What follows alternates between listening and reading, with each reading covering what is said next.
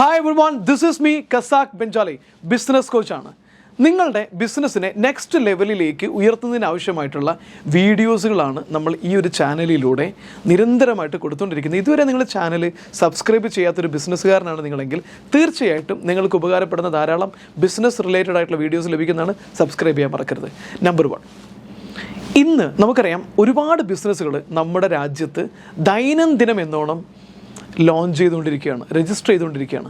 പല കണക്കുകളും പറയുന്നത് ഇന്ത്യയിൽ രജിസ്റ്റർ ചെയ്യപ്പെടുന്ന അല്ലെങ്കിൽ തുടങ്ങുന്ന ബിസിനസ്സുകളിൽ 90% ആദ്യത്തെ 5 വർഷത്തിനുള്ളിൽ പൂട്ടിപ്പോകുന്നു എന്നുള്ളതാണ്. പ്രത്യേകിച്ചും സ്റ്റാർട്ടപ്പ് ബിസിനസ്സുകൾ. എന്തുകൊണ്ടാണ് നമ്മളുടെ ബിസിനസ്സുകൾ തുടങ്ങി കുറച്ച് സമയമാകുമ്പോഴേക്കും, അതായത് ഒരു ബ്രേക്ക് ഇവൻ പോയിന്റിലേക്ക് എത്തുന്നതിന് മുൻപ് തന്നെ ബിസിനസ്സുകൾ പൂട്ടിപ്പോകുന്നത്? അതിൻ്റെ പ്രധാന റീസൺസ് എന്തൊക്കെയാണ്?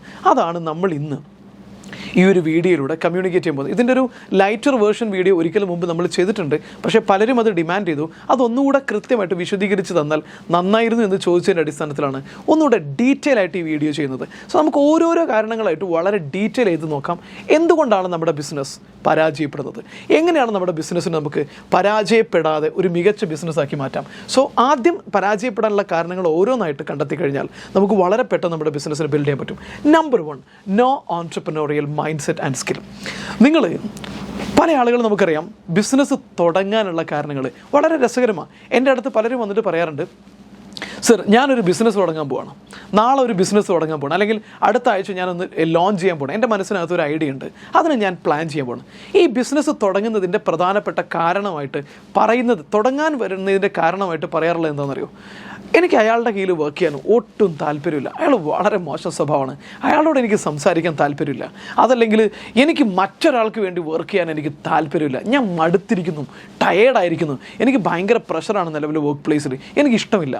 ഇങ്ങനെയുള്ള പല കാരണങ്ങൾ കൊണ്ടാണ് പലരും ബിസിനസ്സിലേക്ക് കിടക്കുന്നത്. ഈ കാരണങ്ങളൊന്നും മോശമാണ് എന്നല്ല പറയുന്നത്, ഇങ്ങനെയുള്ള കാരണത്തിൻ്റെ പേരിൽ തുടങ്ങി എല്ലാ ബിസിനസ്സും പൂട്ടിപ്പോയി എന്നുമല്ല പറയുന്നത്. പക്ഷേ ബിസിനസ്സിലേക്ക് ഇറങ്ങുന്നതിന് മുൻപ് നമ്മുടെ കയ്യിലുള്ള കാരണം എന്ന് പറയുന്നത് നമുക്ക് വളരെ കൃത്യമായിട്ടുള്ള ഒരു കാരണമായിരിക്കണം. അതോടൊപ്പം തന്നെ ഒരു ബിസിനസ് തുടങ്ങാൻ ആവശ്യമായിട്ടുള്ള സ്കില്ലും അതുപോലെ തന്നെ കോമ്പറ്റൻസി നമുക്ക് വളരെ കൃത്യമായിട്ട് ഉണ്ടായിരിക്കണം. അതില്ല എങ്കിൽ ഒരു ബിസിനസ്സിനെ വിജയിപ്പിച്ചെടുക്കുക എന്ന് പറയുന്നത് വളരെ പ്രയാസമുള്ള കാര്യമാണ്. സോ നിങ്ങൾക്ക് ബിസിനസ്സിലേക്ക് ഇറങ്ങാൻ പല കാരണങ്ങളും ഉണ്ടാകാം. പക്ഷേ എന്തൊക്കെ കാരണങ്ങളാണെങ്കിലും ശരി, മുതലാളിയെ നിങ്ങൾക്ക് ഇഷ്ടമല്ല, അല്ലെങ്കിൽ നിങ്ങൾക്ക് ശമ്പളം കൂട്ടി ചോദിച്ചതിൻ്റെ പേരിൽ അയാൾ നിങ്ങളെ പുറത്താക്കി, നിങ്ങൾക്ക് വേണ്ടത്ര ശമ്പളം കിട്ടുന്നില്ല, നിങ്ങൾക്ക് വർക്ക് പ്രഷർ താങ്ങാൻ പറ്റുന്നില്ല, നിങ്ങളുടെ പാഷൻ ഇതല്ല, ഇങ്ങനെ പല കാരണങ്ങളായിരിക്കാം നിങ്ങൾ തുടങ്ങുന്നത്. എന്തൊക്കെ കാരണത്തിൻ്റെ പേരിലാണ് നിങ്ങൾ ബിസിനസ് തുടങ്ങുന്നതെങ്കിലും തുടങ്ങുന്നതിന് മുമ്പ് ഈ പറയുന്ന സാധനം നിങ്ങൾക്ക് ഉണ്ട് എന്ന് ഉറപ്പുവരുത്തണം: ഓൺട്രപ്രനോറിയൽ മൈൻഡ് സെറ്റും സ്കില്ലും. അതായത് ഞാൻ മനസ്സിലാക്കിയിടത്തോളം ഒരു എംപ്ലോയിയുടെ മെൻ്റൽ DNA-യും ഒരു ഓൺട്രപ്രണറുടെ മെൻ്റൽ DNA-യും രണ്ടാണ്. നിങ്ങൾ പലപ്പോഴും പലരെയും കണ്ടിട്ടില്ലേ, ബിസിനസ് തുടങ്ങി പരാജയപ്പെട്ട് കഴിഞ്ഞാൽ 90% ആളുകളും വേറെ ജോലിക്ക് പോകാറില്ല, അല്ലെങ്കിൽ ജോലിക്ക് പോകാൻ കഴിയില്ല. അയാൾ വീണ്ടും എന്തെങ്കിലുമൊക്കെ ബിസിനസ് ചെയ്യാനാണ് ശ്രമിക്കുക.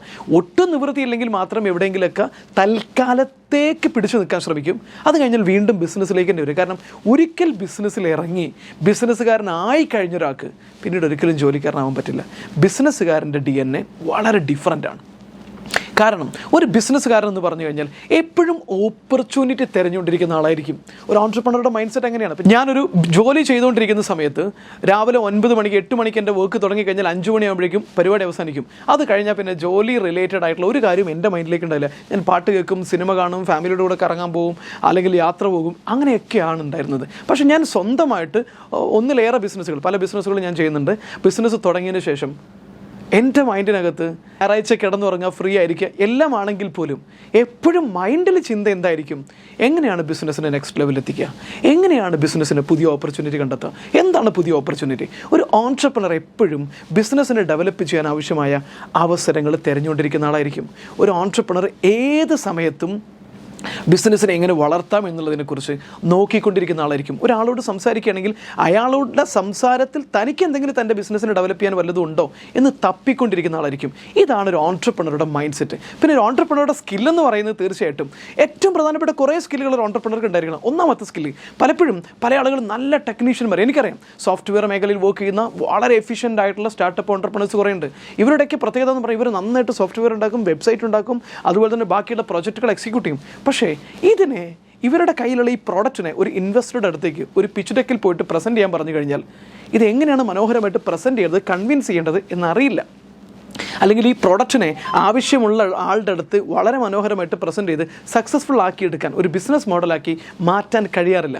അപ്പോൾ ഇമ്പോർട്ടൻ്റ് ആയിട്ടുള്ള കാര്യമാണ് സെല്ലിംഗ് സ്കിൽ ഉണ്ടായിരിക്കണം. നിങ്ങൾ ഒരാളല്ല വർക്ക് ചെയ്യാൻ പോകുന്നത്. നിങ്ങൾ വേറെ എവിടെയും വർക്ക് ചെയ്യുകയാണെങ്കിൽ നിങ്ങൾ ബോസിൻ്റെ കമാൻഡാണ് കിട്ടുന്നത്. പക്ഷേ ഇവിടെ നിങ്ങൾക്ക് കമാൻഡ് തരാനോ വരില്ല, നിങ്ങളാണ് കമാൻഡ് കൊടുക്കുന്നത്. അപ്പോൾ നിങ്ങൾ കമാൻഡ് കൊടുക്കുമ്പോൾ നിങ്ങളുടെ താഴെയുള്ള ആളുകൾ നിങ്ങളെപ്പോലെ തന്നെ പാഷനേറ്റ് ആയിട്ട് ഒരു ടീം സ്പിരിറ്റോട് വർക്ക് ചെയ്യണമെങ്കിൽ നിങ്ങൾക്ക് ടീമിനെ മാനേജ് ചെയ്യാനും ലീഡ് ചെയ്യാനുള്ള കഴിവുണ്ടായിരിക്കണം. പേയ്മെൻറ്റ് കറക്റ്റായിട്ട് വാങ്ങിച്ചെടുക്കാനുള്ള കഴിവുണ്ടായിരിക്കണം. അതുപോലെ തന്നെ വളരെ ഇമ്പോർട്ടൻ്റ് ആയിട്ടുള്ള മറ്റൊരു സ്കില്ലാണ് നിങ്ങൾക്ക് ഉണ്ടായിരിക്കേണ്ടത്. എന്തായിരിക്കും? ക്യാഷ് മാനേജ് ചെയ്യാനുള്ള കഴിവ്. പല ബിസിനസ്സുകളും പൂട്ടിപ്പോയത് ഓൺട്രപ്രണർക്ക് ക്യാഷ് മാനേജ് ചെയ്യാനുള്ള കഴിവില്ലാത്തതുകൊണ്ട്. അപ്പോൾ 2 കാര്യങ്ങൾ നിങ്ങൾക്ക് ഉണ്ടായിരിക്കണം. ഓൺട്രപ്രണോറിയൽ മൈൻഡ് സെറ്റും ഓൺട്രപ്രണോറിയൽ സ്കില്ലുകളും ഉണ്ടായിരിക്കണം. So number 2, lack of focus. ഒരു ബിസിനസ്സുകാരൻ എന്ന രീതിയിൽ നിങ്ങളുടെ മൈൻഡ് നിങ്ങളുടെ ബിസിനസ്സിനെ ഗ്രോ ചെയ്യുന്നതിൽ, ടീം ബിൽഡ് ചെയ്യുന്നതിൽ, ബിസിനസ്സിന് സിസ്റ്റം ബിൽഡ് ചെയ്യുന്നതിൽ ഫോക്കസ്ഡ് ആയിരിക്കണം. പല ആളുകളും വലിയ ആവേശത്തിന് ആദ്യം ബിസിനസ് തുടങ്ങും. ആദ്യത്തെ 1 മാസം, 2 മാസം, 3 മാസം, 4 മാസം ഭയങ്കര ആവേശമായിരിക്കും. ആ ബിസിനസ് ഒരു പരിധി വരെ പച്ച പിടിച്ച് വരുന്നു. ബ്രേക്ക് ഈവനിലേക്ക് എത്തുമ്പോഴേക്കും മറ്റു പല ബിസിനസ്സിലേക്ക് പോകും. അല്ലെങ്കിൽ വേറെ അവിടെ ഒരാൾ വന്നിട്ട് പറയും, എടാ അവിടെ ഒരു ഇൻവെസ്റ്റ്മെൻറ്റ് ഓപ്പർച്യൂണിറ്റി ഉണ്ട്, നീ ഇങ്ങോട്ട് പോരെന്ന് പറഞ്ഞിട്ട് അങ്ങോട്ട് വലിച്ചുകൊണ്ട് പോയി അവിടെ പോയിട്ട് ഇൻവെസ്റ്റ് ചെയ്യാനും അവിടെ കുറേ കാലം. സോ ഗൈസ്, ഒരു ബിസിനസ്സിന് തീർച്ചയായിട്ടും നിങ്ങളുടെ ഒരു ബേബിയാണത്. ഒരു കുഞ്ഞിനെ നമ്മൾ പരിപാലിച്ച് കൊണ്ടുവരുന്നതിൽ തീർച്ചയായിട്ടും ഒരു 10 വയസ്സ് വരെയെങ്കിലും നല്ല ഫോക്കസ് ഉണ്ടെങ്കിൽ മാത്രമേ നമ്മൾ ആഗ്രഹിക്കുന്ന രീതിയിലുള്ളൊരു ക്യാരക്ടറുള്ള കുട്ടിയായിട്ട് കൊണ്ടുവരാൻ പറ്റുള്ളൂ. അതുപോലെ തന്നെയാണ് ഒരു ബിസിനസ് നിങ്ങൾ തുടങ്ങി അതിന് സിസ്റ്റമാറ്റിക്കായി ഓട്ടോമാറ്റ് ചെയ്ത് വളരെ സ്വന്തമായിട്ട് തന്നെ റൺ ചെയ്ത് ഗ്രോ ചെയ്യുന്നൊരു സ്റ്റേജ് എത്തുന്നവരെ നിങ്ങളതിൽ ഫോക്കസ്ഡ് ആയിരിക്കണം. നിങ്ങൾ ഇടയ്ക്കിടയ്ക്ക് മാറുക. അല്ലെങ്കിൽ ഒരേ ബിസിനസ് അല്ലെങ്കിൽ ഒരു മോഡലിൽ ഫോക്കസ് ചെയ്യുന്നുണ്ടെങ്കിൽ ഇടയ്ക്കിടയ്ക്ക് മാറി ഒന്ന് അവിടേക്ക് പോകുന്നു, ഇവിടേക്ക് പോകുന്നു, ലൊക്കേഷൻ മാറ്റുന്നു, പ്രോഡക്റ്റ് മാറ്റുന്നു, ബ്രാൻഡ് കൺഫ്യൂസ് ചെയ്യിക്കുന്നു. ഇതെല്ലാം ബിസിനസ് പരാജയത്തിന് കാരണമാണ്. നിങ്ങൾ എന്തിനാണ് തുടങ്ങാൻ പോകുന്നത്, എന്താണ് നിങ്ങളുടെ ക്ലാരിറ്റിയുള്ള വിഷൻ, ആ വിഷൻ എത്തുന്നത് വരെ നിങ്ങൾ ബിസിനസ്സിൽ ഫോക്കസ്ഡ് ആയിരിക്കണം. ഒരു സമയത്ത് ഒന്നിൽ മാത്രം ഫോക്കസ് ചെയ്തിട്ട് വർക്ക് ചെയ്യുന്നതും വളരെ ഇമ്പോർട്ടൻ്റ് ആണ്. സോ പല ബിസിനസ്സുകളും പരാജയപ്പെടാനുള്ള കാരണം ഓൺട്രപ്രണറുടെ ഫോക്കസ് ഇല്ലായ്മ.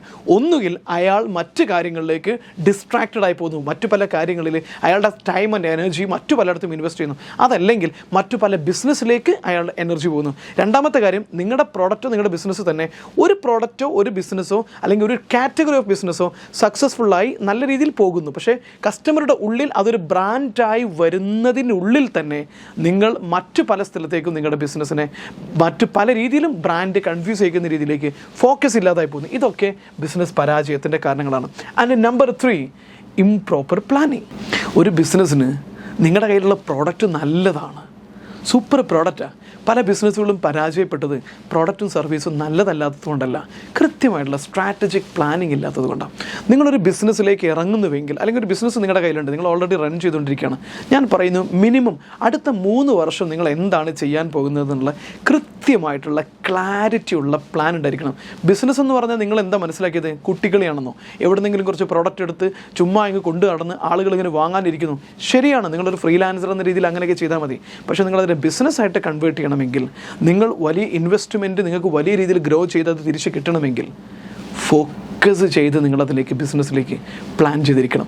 മിനിമം ഒരു 3 ഇയർ സ്ട്രാറ്റജിക് പ്ലാനിങ് നിങ്ങളുടെ ഉണ്ടായിരിക്കണം.